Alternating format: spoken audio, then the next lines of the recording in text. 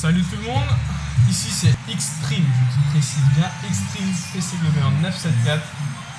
Donc aujourd'hui ce sera une nouvelle vidéo pour vous présenter un peu qui je suis, qu'est-ce que je fais, vers quoi je vais m'orienter. Donc comme le nom l'indique, PC Gamer 974, donc ça va être orienté vers le PC Gamer tout simplement. Ce qu'on va essayer de voir c'est beaucoup de choses. Il y aura plusieurs vidéos, donc, que ce soit de tutos, de présentations. Donc je ferai ça petit à petit. Il ne faut pas s'attendre à avoir une fréquence de vidéos énorme. D'accord. Donc voilà, j'ai des choses quand même à faire, à prévoir sur le côté. Donc ça va demander du temps à se mettre tout ça en place. Et je suis un petit peu dans le bidouillage de l'informatique, notamment de mon PC, vu que je fais du montage vidéo, de l'utilisation montage photo. Et aussi quelquefois du jeu vidéo. Donc par rapport à cela, ça fait quelques années que je bidouille moi-même, on va dire. Au début c'était très difficile. C'est pas évident à comprendre qu'est-ce qu'on fait lorsqu'on commence. Donc au fil du temps j'ai pu avoir de l'expérience et je commence à avoir une certaine notion de certaines choses au niveau de l'informatique. Je peux quand même vous faire partager mon expérience, bien sûr. Mon avis ne tient qu'à moi, c'est pas un avis fermé, voilà, moi je partage juste mon expérience. Certaines personnes ne peuvent être d'accord avec moi, ils ont tout à fait le droit. Je ne suis pas là pour dire que j'ai la meilleure raison plus qu'un autre. Chacun est libre de penser ce qu'il veut. Voilà. Donc on va partir sur une base de commencement, on va dire. J'étais sur du Intel 6700K, donc ça c'était mon premier PC que j'ai monté par moi-même avec un GTX 1060. Donc voilà, c'était un peu axé sur le gaming, mais c'était vraiment juste, on va dire, en termes de puissance. Puis je suis passé sur la gamme AMD, sur les 1700X. Là où il y avait un peu plus de cœur, beaucoup moins de fréquence que Intel, parce que Intel a vraiment une grande capacité à monter haut dans la fréquence comparée à AMD. Là, on va dire l'utilisation, comme moi je commençais à faire de la vidéo, j'avais besoin de plus de ressources au niveau des cœurs, du processeur. Donc ça me convenait beaucoup plus que Intel, même si Intel avait quand même des performances très honorables. Puis je suis passé à l'overclocking, j'ai découvert le monde d'overclocking. Qu'est-ce que ça veut dire overclocker un GPU, un processeur? Tout ça c'était nouveau pour moi. Puis j'ai changé entre temps aussi de gamme, je montais de gamme. Vous savez, en PC, voilà, la faculté d'un PC c'est qu'il peut évoluer. C'est pas comme une console où voilà, c'est fixe. L'avantage c'est ça, c'est que ça peut évoluer en fonction des besoins qu'on a. Je suis passé sur un Ryzen 2700X, un peu plus puissant que le 1700X, un petit peu plus haut dans la fréquence des corps, plus stable aussi, il supportait mieux l'overclocking, mais il n'y avait pas réellement une grande différence, voilà. J'ai changé de carte mère, j'ai changé de carte graphique. Entre temps, je suis passé du 1060 à une 1080, du 1080 à une 1080 Ti qui est encore dans la tour là. Vous allez voir, voilà, c'est celui-là, c'est une Aorus 1080 Ti Aorus 11 Go. Pas déçu du tout de la carte parce qu'elle est vraiment excellente. Monte très bien dans les hautes fréquences, parfaitement. Franchement, il tient bien l'overclocking, bien sûr. Il faut être raisonnable. Le PC a quelques modifications que moi-même j'ai apportées. Donc c'est un PC, on va dire, un peu différent de ce qu'on a l'habitude de voir dans les autres vidéos, tout simplement. Ce que j'ai fait, c'est que là, vous voyez, j'ai greffé ou j'ai ajouté carrément 2 ventilateurs sur la carte graphique. Donc comme je le disais, voilà, il y a une petite modification, plutôt une grosse modification qui a été apportée à la carte graphique. J'ai enlevé la backplate. Le problème que j'avais avec ma carte, bien sûr, ça tient qu'à moi, c'est mon expérience et moi ce que j'avais en fonction de mon retour. sur les anciens boîtiers que j'avais, il y avait trop de chaleur qui restait dans la tour. Sûrement j'appliquais un overclocking aussi trop conséquent, du coup la tour avait du mal à évacuer la chaleur, donc ça me convenait pas. Puis j'ai dit, il y avait deux solutions qui s'offraient à moi, soit passer sur un full water custom, c'est-à-dire carrément tout en water cooling custom. Sauf que l'idée ne m'enchantait pas trop, déjà pour l'investissement, notamment aussi pour le côté pratique, hein, parce que pour vidanger, c'est délicat si on veut changer une pièce, donc voilà, c'est un petit peu délicat quand on a déjà tout fait. Je pense que cette idée pour moi, hein, elle est idéale une fois que son setup, on a vraiment tout fait, on sait qu'on va plus changer de pièce, quoi. À l'heure actuelle, moi, je dois encore recevoir des pièces la semaine prochaine, donc c'est pas l'idéal pour moi d'avoir un full water custom. Donc là, on est sur deux ventilateurs de 120. Les deux, ils sont ici.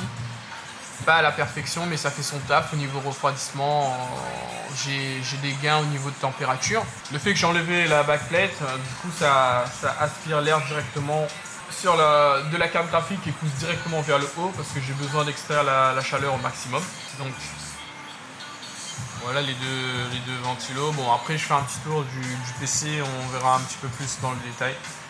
Certains vont dire que c'est loufoque ou autre, voilà, ça sert à rien, mais moi personnellement, du moment que ça fait ce que j'ai besoin, je sens que j'ai constaté qu'il y a une baisse de température, pour moi c'est bon. Je m'en fous un peu, on va dire, du design, du côté sobre, moi je m'en fous un peu, moi ce que j'ai besoin c'est vraiment de la performance. Quitte à négliger la beauté s'il le faut, moi voilà. D'ailleurs, vous pouvez constater, il n'y a pas beaucoup de ventilateurs RGB, justement par rapport à ce choix, parce que les ventilos RGB pour moi sont très jolis. Ça apporte un bon côté tuning et tout, mais côté performance, j'ai un doute. J'ai de gros doutes sur les capacités des ventilos qui ont justement du RGB. Ça n'engage qu'à moi, hein, c'est mon avis personnel. Voilà, pour moi les ventilos, comme je le disais, le côté RGB c'est plus le côté, on va dire que c'est joli, ta tour elle claque, mais côté performance, moi je trouve que ça laisse un petit peu à désirer niveau débit d'air. C'est mon avis personnel, j'ai passé un petit peu avec tous les cancers, on va dire RGB, voilà, ça m'a pas satisfait. Pourquoi j'ai besoin d'un débit d'air, on va dire, plus poussé? Parce que je fais de l'overclocking, on va dire, assez poussé, que ce soit du GPE ou le CPE. Il faut vraiment que, comme je souhaite rester en airflow, on va dire, en air cooling sur mon boîtier, il faut vraiment que j'ai des ventilateurs qui sont vraiment performants à ce niveau-là. Le boîtier, c'est un Cooler Master H500M. Franchement, il est performant, il fait ce que j'ai besoin, il n'y a pas de problème, il fait son taf, excellent. Pourquoi le H500M? Alors, la capacité, c'est qu'on peut mettre un ventilateur 240 à l'arrière. Il n'y a pas beaucoup de boîtiers qui le font, un ventilateur 240 à l'arrière, que vous voyez ici. Deux gros ventilateurs là. Donc il y a 200 mm. Ce sont des boîtiers, ce sont les ventilos d'origine de Cooler Master. Donc ici, il y a un ventilateur de 140, un autre de 140 et un de 120 en haut. Ensemble, un 140 à l'arrière, 240 à l'avant et un 120 tout en haut. Actuellement, je tourne sur un CPU, c'est le Ryzen 3000, le 3900X. C'est le nouveau processeur de Ryzen qui était difficile à avoir. Le tout avec un water cooling Enermax. Un Enermax 360, c'est le LeakMax 2. LeakTech ou LeakMax, je ne m'en rappelle plus, je crois que c'est LeakTech 2. On a 32 Go de RAM. Ce sont des Trident Z de chez G-Skill, les Royal. La différence avec les Royal, ça va être simple. c'est ce côté un peu cristallisé qu'on a.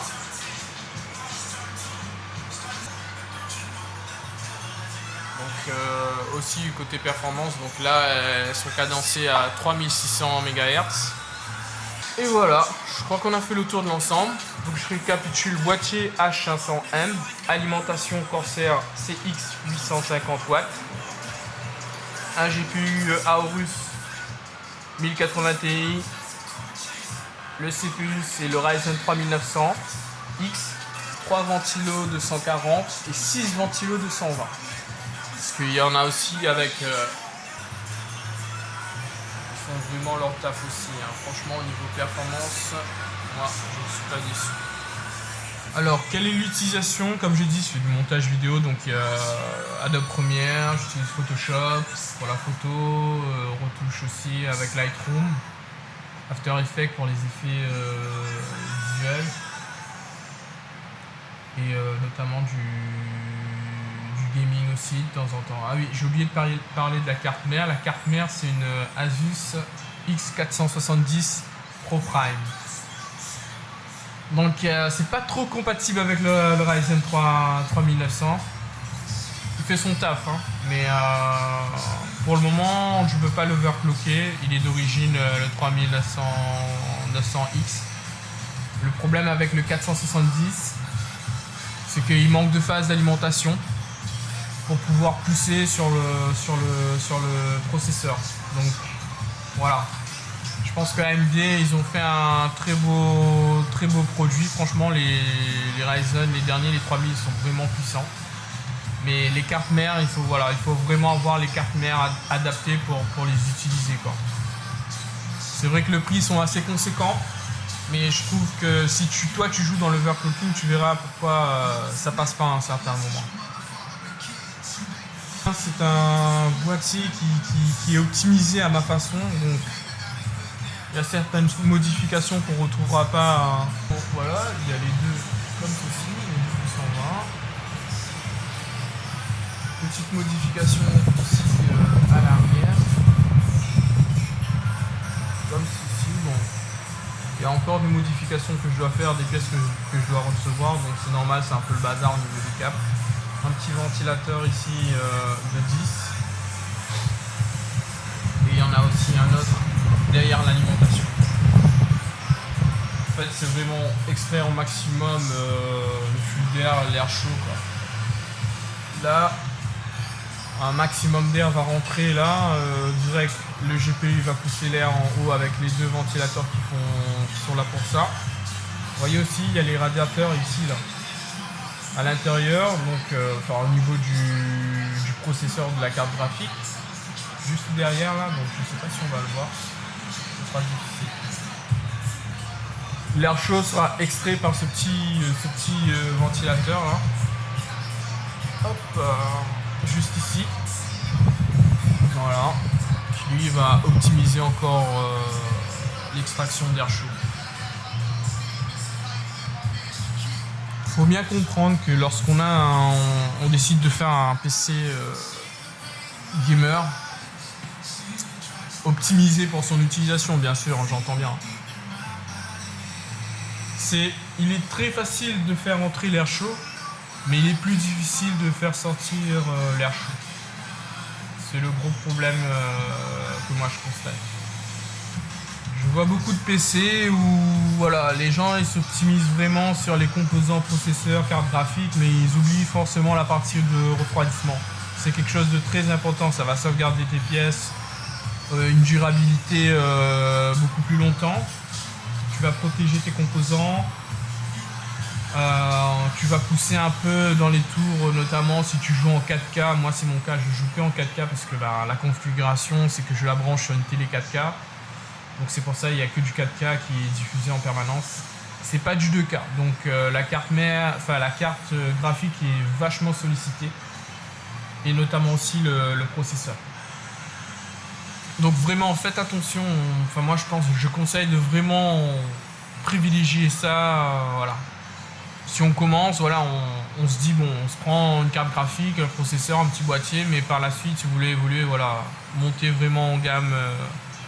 au niveau du refroidissement. Tout simplement, déjà le 3900X qui est à l'intérieur, c'est impossible qu'il pourrait tourner. Il pourrait tourner, mais je veux dire, avec le ventirad d'origine, c'est très compliqué. Vu l'utilisation que je fais de l'encodage, je pense qu'il n'aurait pas trop supporté ça. Donc il faut vraiment avoir une optimisation en termes de refroidissement. Voilà, bon, on a fait un petit tour.